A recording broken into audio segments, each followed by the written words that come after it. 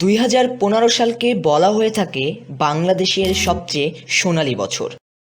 My goodness, and victory for Bangladesh. What a way to start this tournament. সে বছর Bangladesh Australia, Bharat, Pakistan, England থেকে শুরু করে হারিয়েছে সকল শক্তিশালী প্রতিপক্ষকে। সেবার বাংলাদেশের প্লেয়াররা ছিল সবাই ফর্মের তুঙ্গে। মাহমুদুল্লাহ, মুশফিক, সাকিব আল হাসান, সৌম্য সরকার সবাই যেন খেলছিলেন সাইক্লোন সিডরের মতো। সাথে নেতৃত্বে ছিলেন সে সময় রয়্যাল বেঙ্গল টাইগার মাশরাফি বিন মুর্তজা।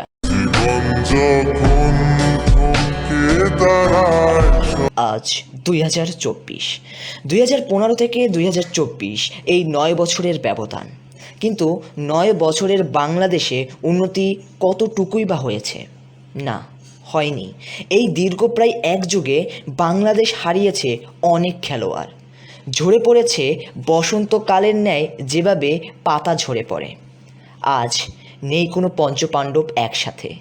আছেন তারা ভিন্ন পথে, বিচ্ছিন্ন করে সবাই যার যার পথে। আসা যাক এবারের বিশ্বকাপে। ফর্মে নেই কোনো ক্রিকেটার। সাকিব ব্যাটিং গেছে ভুলে, লিটন পারেন না ব্যাটটি আগের মতো ধরতে। এই টিমই কি পারবে এবারের বিশ্বকাপ জেতাতে? উত্তর শূন্য। শূন্য থাকাটাই তো স্বাভাবিক। আমি আপনাকে চ্যালেঞ্জ করে বলতে পারি, এই দেশের ক্রিকেট এখন অনেকটাই ধ্বংসের পথে।